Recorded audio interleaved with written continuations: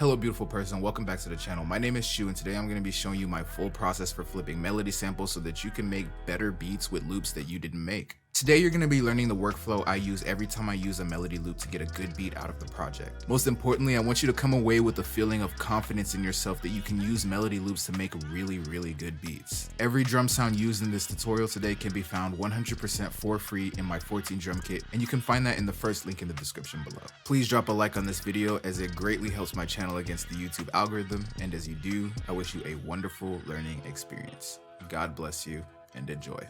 So the first thing that I wanted to talk to you guys a little bit is just places that I find melody loops. The first one that I wanted to tell you real quick is just samples from other producers. And that's just as simple as going on in the internet. It could be your favorite producer's store. It could be their YouTube channel. A lot of dope producers drop free sample packs right on YouTube where you can download the MP3 straight from YouTube, or they'll have the pack linked right there for free or for a very reasonable fee. I love buying sample packs from producers, supporting the community. And then you also just get to use a bunch of cool melodies and collaborate with people in a way that you wouldn't get to if they weren't selling or giving out those packs. So that's one of my favorite ways. So like I have entire like folders devoted to like different sample makers that I really like. Oscar Zulu is a person I buy a lot of packs from. Moby is a person who sends me amazing packs. Aiden is someone I just like buying his packs. So you know, it's just like having a database of people you really like, whether it's free sounds or paid sounds, is going to be like a really good place to just build a repertoire of really dope melody samples. The second place that I like to find samples is from Splice. Again, Splice is pretty straightforward. You can look up a separate video or just do a little bit of Googling on the internet if you want to figure out how to use Splice for real. You can literally log in right onto your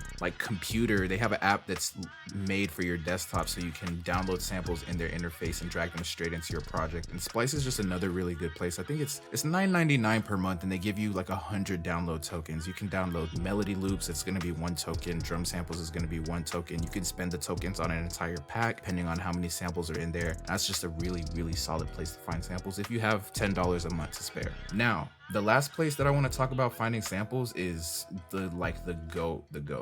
I've gotten a lot of good work out of this. It's literally just looperman.com. If you want fire free loops, go to looperman.com. I can't even say it any simpler than that. If you don't know, you need to get on Looperman. Looperman is pretty straightforward.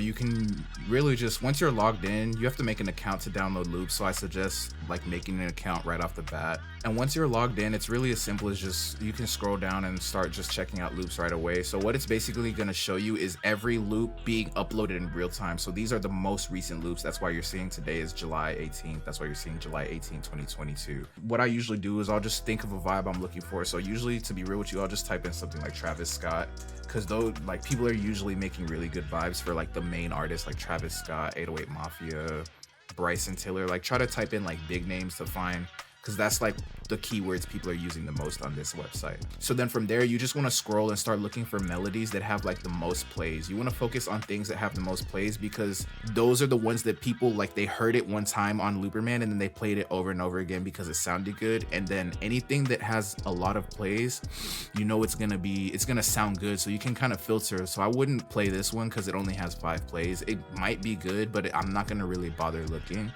But this one has 613, so I'm far more likely. But then in general, my filter criteria is really like anything above 900, I'm really gonna play it like automatically.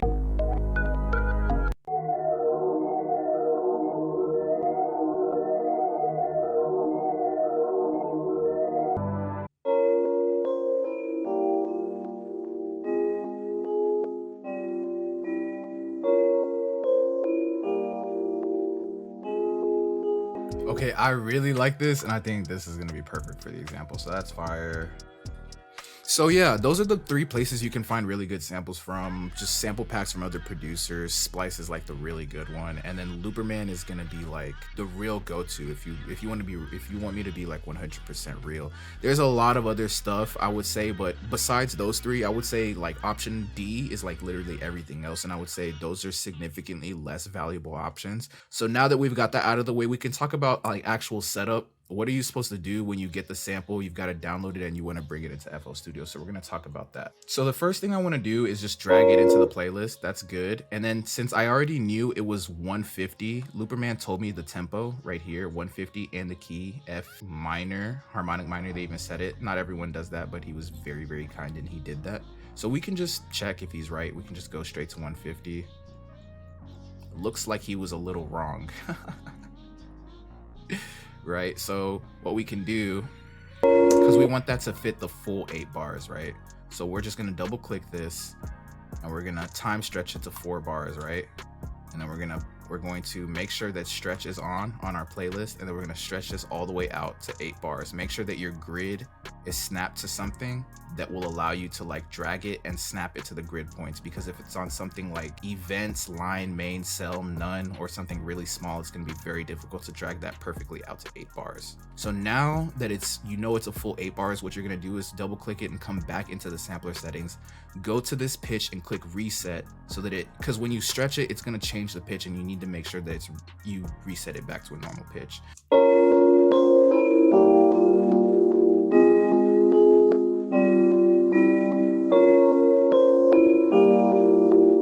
Perfect. So the last thing we need to know about this sample is, so I can actually go ahead and start like renaming this sample now.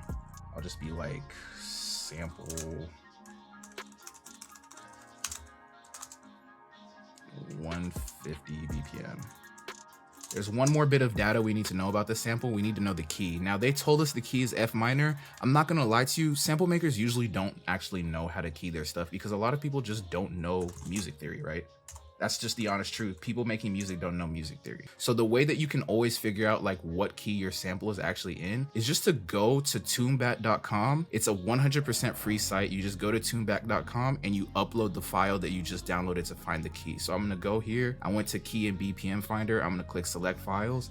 I'm gonna go to my quick access for recent files. I'm gonna click this Looperman loop. I'm gonna just open it in TuneBat and see what data it brings up. So it says F minor, our boy was right. And it says 175 BPM, our boy was right, because 175 times 2 is 150, which is the tempo he gave us. So just to show you, TuneBat gives you 100% accurate data. Like, I don't know what else these plugin companies are making, trying to tell you guys that you need it in order to like make good beats and to find the key. I don't know what's out right now. I don't know what's cool for the kids, but TuneBat is a free website where you can get all that information for yourself. So now that we know all that, we know that we're 100% good to go with this. We'll just come in here, rename this one more time, F minor, and we know we're good to go with our sample. And that's everything in terms of setup. So now we can get into actually using the sample. So I want to explain the difference between flipping a sample and actually using a sample. When you're flipping a sample, like you're taking it, you're chopping it up, you're recreating the melody, you're turning it into your own composition. Like the point of sampling is to damn near get it to the point where it doesn't sound like it was ever like, it sounds like you made it all on your own. That's like the point of sample flipping in like essence, really. Now, when you're using a melody loop from another producer, the real purpose, at least the way I look at it and the way like I see a lot of professional producers do it, it's more of a collab. Like the goal is not to get the melody loop and turn it into some nonsense you've never heard of, because that like defeats the purpose of the melody maker trying so hard to make a good melody. You know what I'm saying? So the real goal is to like treat it like an actual collab. That's how you get the most out of using samples. Do not let your ego tell you that you need to add some insane effects to this sample to make it sound like your own and to make it sound like, you know, you put in more effort than you really did. Like, no, this dude just put in hours to make this amazing sample and you're gonna ruin it with a bunch of shitty chops and effects. Don't do that, man. Like a lot of the time, like plug and play is going to be your best friend with like using melody loops. Like you have to be honest about why you were even looking for samples in the first place. Like you were either looking for it because you needed a vibe you couldn't create on your own, you needed inspiration, or because you just genuinely suck at making melodies. None of those things is bad. The only bad thing is if you're not honest with yourself about why you were looking for melodies and then you end up doing something dumb like chopping it up or adding these shitty effects to make it sound like an original composition when you didn't have to do that. It was only your ego leading you to do that. Most of the work that you'll be doing in this process isn't isn't in chopping the sample or adding effects. The work is in finding a good sample. That's where all the work gets done in terms of actually working on the melody in a process like this. So yeah, that's basically it. I'm gonna be real with you. Plug and play with melodies when I get them from producers or packs or anything like that. Rarely am I doing the super hard flips on stuff. That's only on samples or like really melodies that I made on my own. So now I want to talk to you guys about the effects that I would use for this melody. So I'm just gonna bring it into the mixer. Boom. Oh, whoops. Boom. It's in the mixer. Boom. So in terms of actual effects on the track, I'm usually very, very minimal. I usually don't even put effects on the track. I will put effects on the melody bus, which we'll get to in a second. But in terms of actual effects, I'm telling you, it's literally just maybe an EQ. Yeah, it's maybe an EQ with the high pass for the low end up to like about 200. So what I'm really looking for is to see where the character from the melody comes in, and then I want to EQ just before that. That means I'll be taking out everything else that's unnecessary. And this is something mix engineers do with vocals. It's called finding the fundamental character of your melody or of the signal. Basically, they do it with vocals, and that just makes sure you're EQing out all the nonsense. And then we'll do a low pass here just because we don't really need it, but actually, yeah, that helped it sound much cleaner. Boom. So EQ. And the only other thing I'm really adding is a little bit of chorus. I'll add the Fat Clean preset from Fruity Chorus, just to it gives it like a little bit of detune and a little bit of width, because chorus is a phase manipulation effect that kind of spreads the signal a little bit. It's like delay or reverb, but like really, really small almost. And then I'll add another chorus, and then this one's just affecting the low end, and it's just all presets. I'll just come here and bring in this low enhanced preset, and I've just noticed these two together just add really nice character to the melody. I'll bring down this EQ right here, because just in general, I'll do that for all my instruments that aren't low end, because I mean, no one ever just needs those frequencies in there anyway, and sometimes the effects can add extra stuff.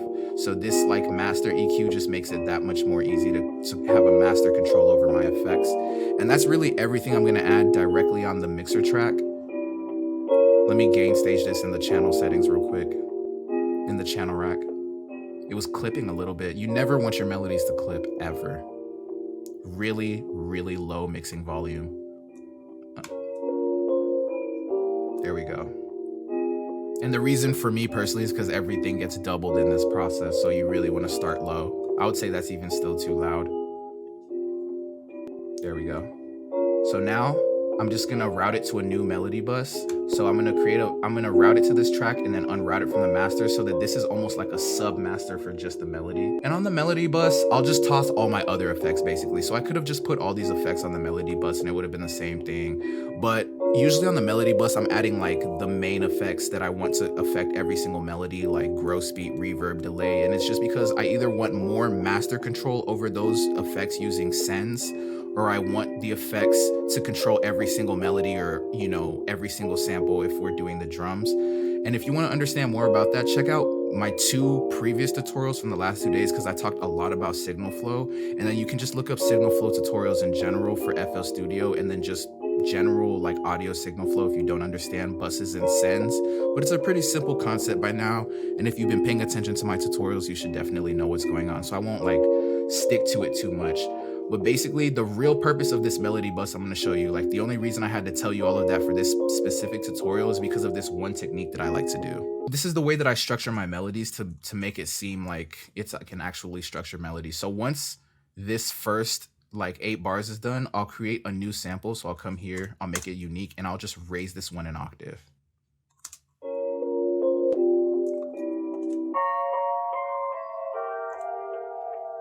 And then I'll duplicate it again for that next 8 bars. But what I'll do is I'll come to this melody bus and I'll add a gross beat that is doing the halftime preset. And then I'll create an automation that is only for that last one. So now it's like 3 different melodies. We've got the low one, we've got the high one, and then we've got the high one with gross beat.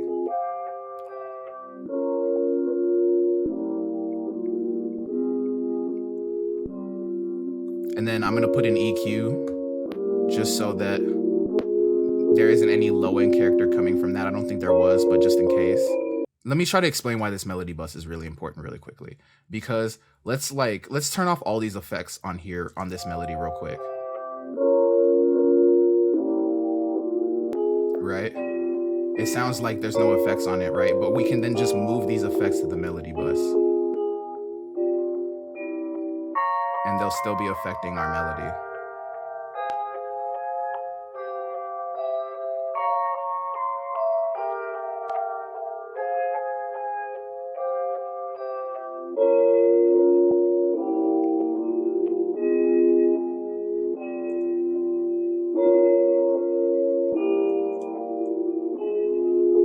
So this is important because let's say I wanted to do another melody real quick. So I'll just show you something I like to do.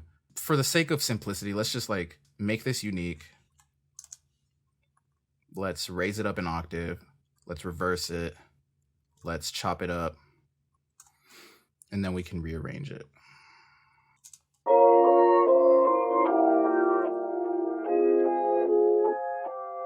Right? So that's like our new like melody. This could be like our counter melody or like our ambient melody. And we can route it to this track, right? But this track isn't getting any effects, right? But if we route it into this bus and unroute it from the master, now it's getting effects. You see that? That's the magic of buses, and that's why I love buses, man. It just gives you so much control. It gives you so much control. And that's why I just highly recommend using them, man.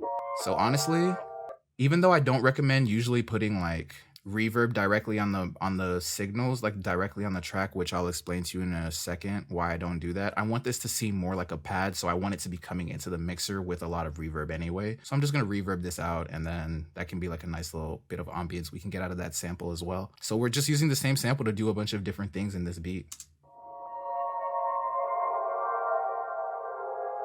All right, cool. Get some control on that with the EQ. Let's do an order 6, and then we can do a low pass, or a high pass, I mean.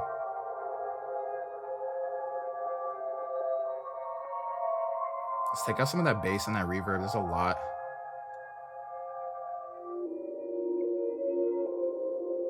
That's nice. Let me control some of that high end, just to keep the reverb really tight before it enters the melody bus. Whoops. Low pass.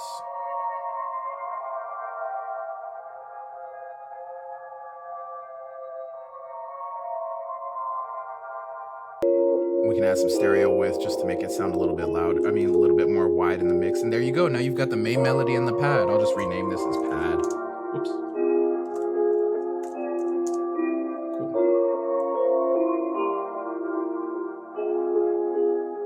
So now I just want to show you how I would get delay and reverb going. So the way I do that is just with sends, and it's the same thing as a bus, except the bus is kind of like, it's a sub master, whereas the send is just creating a copy of the signal. So what I'm going to do is I'm just going to create a send by routing to this track for both of these. And this first one is just going to be a reverb send. Second one is going to be a delay send. So basically this is just going to allow me to create an entire copy of this whole melody bus that has reverb on the entire signal. So that entire like sample is going to be reverbed out on that signal. We'll do the cathedral with a bunch of wet, a little bit less dry, no bass. We'll turn off that delay signal for now since we don't need it. So you see, and then we're just going to mix in that reverb ever so slightly until we get a good amount that we like. And that's just going to give us the most control over our reverb. It's still sending a signal to the master, so that's the reverb signal you're hearing. But it's not a sub master, so it's not controlling all the effects. It's literally just reverb. There we go. There we go. So then I'm gonna copy over this EQ and then adjust it onto the reverb send. Actually want a little bit more brightness on the send, but a little bit less slow end. And then boom, then we just do the same thing for the delay, the wide end preset on the fruity delay too. It'll just give it a little bit more of that stereo width. A lot of times delay and reverb is supposed to be more felt than heard. But now you can see if we do a bypass test, no reverb and delay,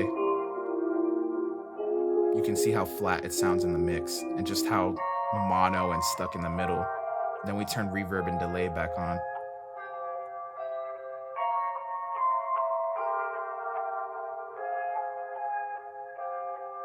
You're still getting that same amount, but it's not nearly as like trashy as it would be in your mix if you had slapped it directly on the melodies. So now we can get into the drums, and this is really the easiest part of everything because it's really just, you can definitely take some creative liberty because, you know, you're the drum programmer in this situation. The goal is to just really not do so much that you ruin the sample. So I'm gonna just do some drum programming right now. Just kind of talk you through the process, honestly. So I'm gonna go to the 14 drum kit and just start laying stuff down.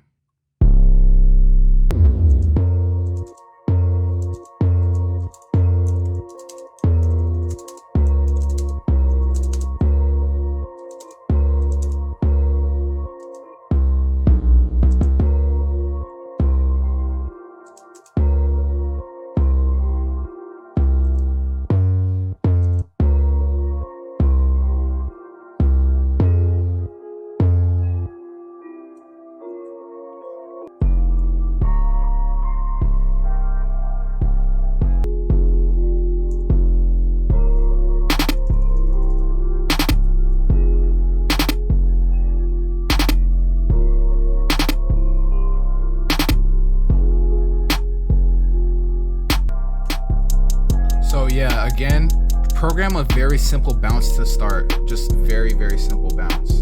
Don't overcomplicate it when you're starting off.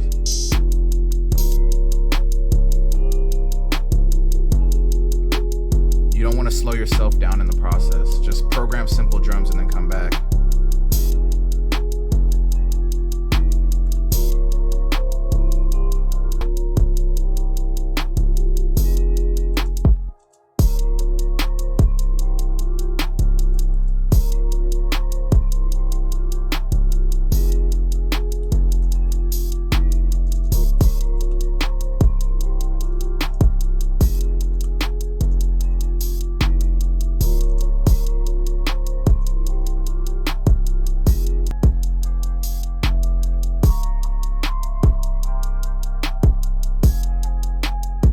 Okay, cool. So now that I have everything simple, what I'm gonna do is just split the pattern, and then now I can come and then show you how I create like complexity.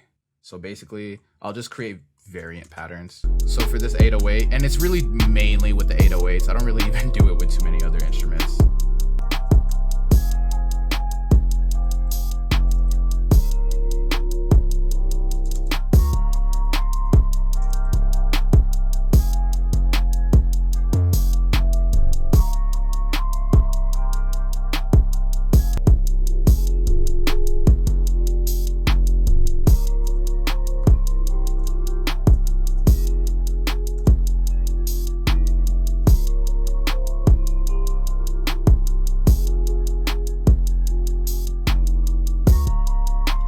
Cool.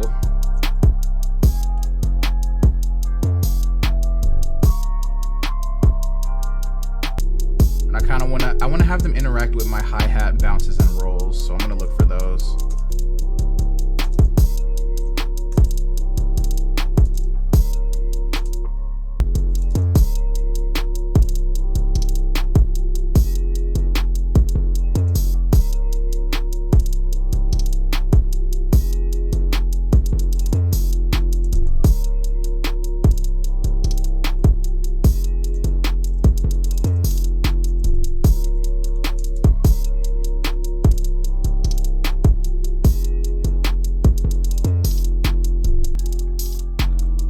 Pattern, let's create some bounce in that snare.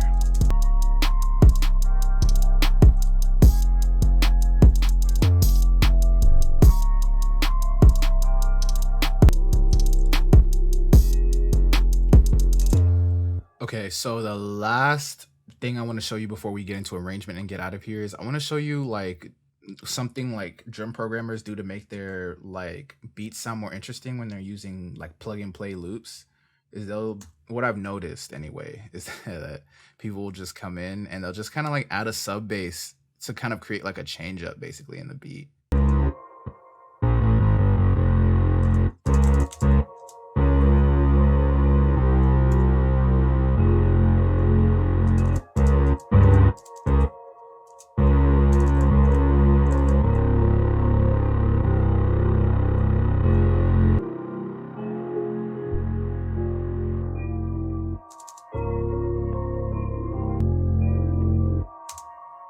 go. It's really just that simple, and it just makes the beat sound more like energetic and epic, basically. So now in the next couple of minutes, I just want to briefly show you guys my arrangement. So here's how it's going to go. We're just going to run through this really quick, right? So this first 8 bars is just going to be intro. So that's where we can have that sub bass actually. So let's just get everything going back on real quick, and we'll just clear that first section. And then we'll just have, we won't have as much big melody going, just solo stuff.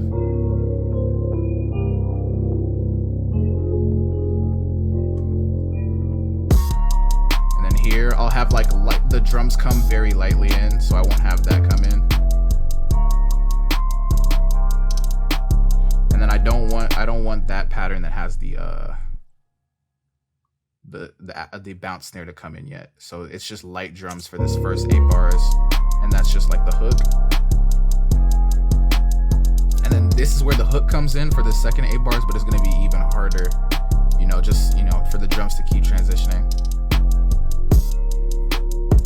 And the melody transition too, so that's cool.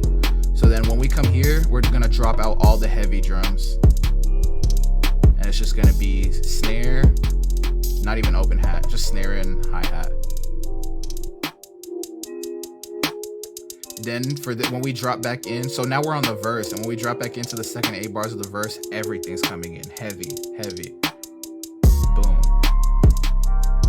Then for this last 8 bars, we're gonna just drop the kick and this open hat. And then we can even have a little bit of, you know, beat pausing. And it's just light with the 808, and that's just structuring. That's how we structure it out.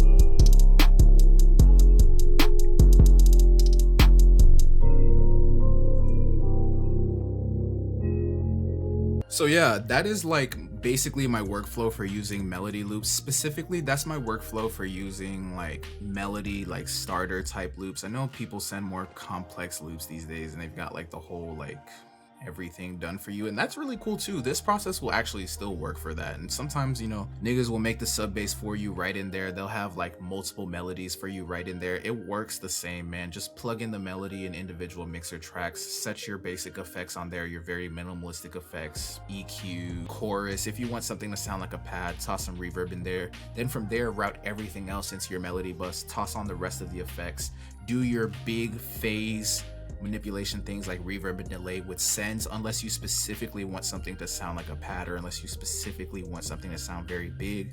If you want just a little bit of reverb, either use parallel processing using the mix knob right on the fader, but I personally prefer to use send, so go for that. From there, program your hard drums, man. Plug and play. Treat it like a collab more than anything. Do not let your ego get in the way. But more than anything, just have fun with it, man. Don't overthink the process. Don't think because you didn't do this crazy flip, you didn't reverse it, you didn't add the right halftime effects. Like, all of that shit is done, man. Just have fun with it. I promise you, you'll get a good beat out of it. If you follow this process and you have fun with it, you're gonna get a good beat out of it every single time. So I hope you got a lot of value out of this today. I'm gonna go ahead and head out of here. I feel like I gave you a lot to think about, so I definitely want you to go like get some practice in before you come back and start like trying to learn some more stuff. So thank you so much for watching. Please drop a like on this video if you learned something new from my workflow, because those likes definitely help with the YouTube algorithm. Stay happy, stay healthy, and always be creating. Just make sure it's dope content only. I love you, and I'll see you soon. Peace.